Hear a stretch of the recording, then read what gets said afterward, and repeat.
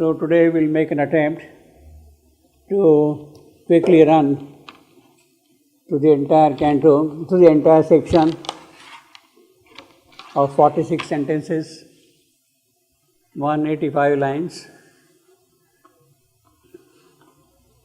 and get a kind of overall picture of the way in which the theme is developed, or in which Savitri begins, epic Savitri begins. As I told you many times, that this is one of the most difficult cantos. Rather, this particular section, first section itself, is one of the most difficult sections in the whole of Savitri. It is rich in every respect. There is new poetry, there is new symbolism, there is occult knowledge, there is metaphysics, spiritual metaphysics, there are allusions to other poetry creations.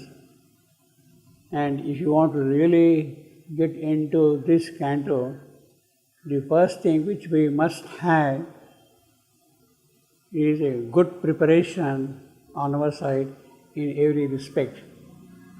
And I would say the good preparation would mean basically going through the entire work of Sriaurobindo, all his prose writings, his letters, his Life Divine, his essays on the Gita, his writings on the Vedas. They are absolutely necessary. Of course, letters on poetry also. And then along with that, along with the prose writings of Sriaurobindo, the voluminous writings of Sriaurobindo, we should also make it a point to get into the works of the mother.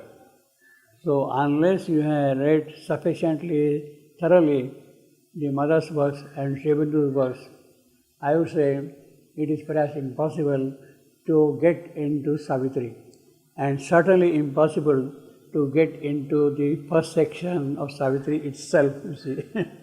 So you have to have a real wide preparation, encyclopedic knowledge, at the same time a good command over the English language, a good acquaintance with English poetry and all his writings. Then only we might venture into this particular exercise of reading the symbol dawn. Even then, that wouldn't do. That wouldn't do, that will not do. You have to have some kind of an intuitive perception of things. You have to have some sort of a spiritual opening in you for the yogic knowledge which is present here. So unless that psychic spiritual thing opens out, we cannot really make out anything from this canto. In spite of that, we are making an effort to read this epic, this Savitri, and try to grasp as much as possible for our minds, whatever perceptions we can get from that. Now, the very first sentence itself, as I told you, is a most complex sentence. It was the hour before the gods awake. Most complex sentence in the sense that the first half of it belongs to the past. It was the hour, was. The second half belongs to the continuing present. The present which goes on and on and on and on, including the future also. So, it is a kind of a union of the past and the future. From the grammatical construction, we can see that thing straight away here. Now, that is very purposeful, very meaningful, very significant. Why he had chosen, so to say, chosen is the wrong word, but still, why he had chosen to do so? Because in one sentence, he is already talking in the first half of the process of involution, the past process of involution.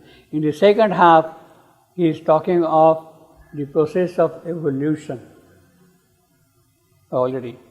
So, he has already introduced the entire theme of this creation, involution and evolution, in the very first sentence itself. It was the hour before the gods awake, you see. Now, involution, it was the hour, corresponds to the appearance of zero, shunya, nothingness. Nothingness. In other words, the Supreme emptied himself out thoroughly, completely. He had emptied himself out thoroughly, so that nothing of his is left in it. Unbodied infinite, as the phrase says here later on. Unbodied infinite, that is the zero.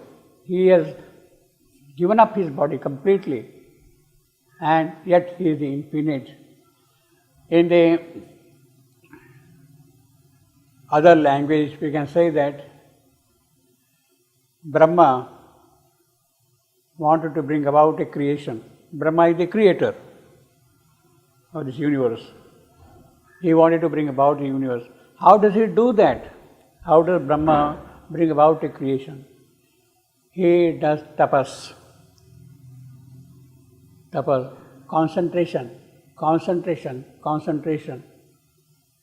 Withdraw within yourself, within yourself, withdraw, continuously within yourself.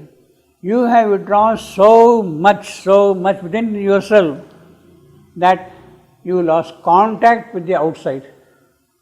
You have become unaware of things. You are so much involved within yourself that you have lost contact with the outside at all. You have forgotten yourself, what you are, where you have come from. So much you have withdrawn here. That is the involution. You have become the zero. Who has become the zero? Brahma himself. The infinite himself has become the zero. So, as if behind that zero, inside that zero, in the womb of the zero, is already present that infinite, that Brahma. He has emptied himself out, and yet he is there, but now withdrawn, completely withdrawn. So, that is the involution. Or in the mother story, as we have seen many times, in the universal manifestation, the four powers went so far away from the Supreme that they turned into their opposites. Consciousness became inconscience, life became death, bliss became suffering, truth became falsehood. They went so far away, so far away, so far away. I will say the stories, both these descriptions are parallel. What the mother is speaking, or the four powers separating, or Brahma withdrawing himself within. He is within. He is cutting himself off completely from the source itself within. He has become unaware of outside things at all. Outside means the universal presence, the supreme presence. He has become unaware of it totally. See? So, we have in the first part the involution, in the second part is the evolution. Now, the evolution has to proceed to correct the involution. Or involution is the first lap for a certain kind of a manifestation. Involution is the first lap for a certain kind of a manifestation.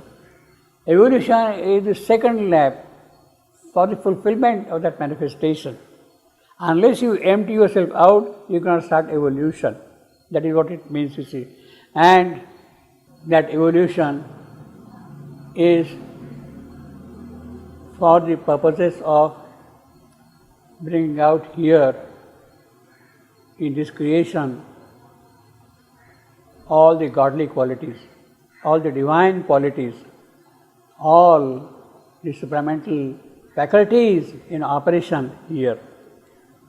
And it is that which is here described in the second line, as the divine event. The divine event immediately pertains to evolution. The divine event immediately pertains to evolution, and it is in that process of evolution that the divine qualities have to come into manifestation, the divine creation itself, you see. Now, the dilemma here is, well, the evolution has to proceed, the divine event has to march on, the divine manifestation has to take place here, but there is a problem, there is an issue that against this, across the path of this divine event, there is the mind of night which is standing in the way. Mind of night which is coming in the way. Now he has immediately introduced again third element, well, involution, evolution, the march of evolution, the appearance of the supramental manifestation, and the difficulty for that manifestation to take place because of the mind of night. Because of the mind of night. Now we are already saying what that mind of night is. Well, as far as we could understand, so to say, it is the physical mind which is now coming in the way of the supramental manifestation, and it is that which has to go away, you see, with the physical mind, the mind of inconscience, the mind of darkness. It is that which has to go away. This mind, see, it is not night, it is the night's mind, which is very, it is the mind of the night's mind which is coming into way. It is not the mind proper, it is not night proper, but the night's mind which is coming into way. Night's mind means that mind which consolidates all the gains it receives from its source. The physical mind receives whatever is required for its sustenance and maintenance and for stabilization from the night it holds on. Mind holds on whatever it receives from the night, and therefore it becomes a terrible obstacle to remove that thing, see, mind. See. This mind of night, as I told you earlier, was a necessary step in the process of evolution. The appearance of mind of night itself, rather the appearance of night itself is a major advance in the evolution. It is already a major advance in the evolution. There was absolute zero, there was nothing, and if anything has to appear in that nothing, then it must be able to withstand the power of that all-swallowing zero, all-swallowing nothing. It will keep on devouring whatever is coming into picture. In order to give stability to that, you need something to hold on, and it is that which is done by the mind of night. So the mind of night is serving a useful purpose, but now, as far as the divine event is concerned, it is acting as a block, and that has to be changed. In other words, you have to convert the mind of night into the mind of light. The entire problem here is to convert the mind of night into the mind of light. So that is what we already see. The problem is involution is described in the first half. In the second half, evolution is described. For the evolution, there is an obstacle in the form of the mind of night, and one has to tackle this mind of night. That is how the theme is developing here. In her unlit temple of eternity. Now here, in the somber symbol of her eyeless muse, the abysm of the unbodied infinite. What does one feel? One who can see. Unbodied infinite. As I told you, Brahma has lost total awareness. The infinite has lost its form, structure, everything completely. He has become abysm, deep abyss, you see. Fathomless zero occupied. Now, this is the perception, this is the difficulty. Almost one felt opaque infinite, of whose the unbodied infinite is the perception. Whose perception it is? It is the perception of the night. Eyeless muse, she is thinking blindly, without knowing things, without seeing things. She is thinking, she is brooding upon things. And what does she say? Night is saying that there is the unbodied infinite, and that unbodied infinite is nothing but a fathomless zero. That unbodied infinite is nothing but that fathomless zero. She herself is saying that, and therefore she feels a kind of a difficulty in that. Night herself is saying that. And then the description moves on further. So this unbodied infinite is the perception of night, and that perception is equivalent to the fathomless zero occupying the world. In other words, the night herself is already a great advance over the unbodied infinite, over the zero. From the zero, the night has come. What does the night see now? Night sees that there is the unbodied infinite, zero. And she is wondering what happens, what to do, what kind of things will happen. There is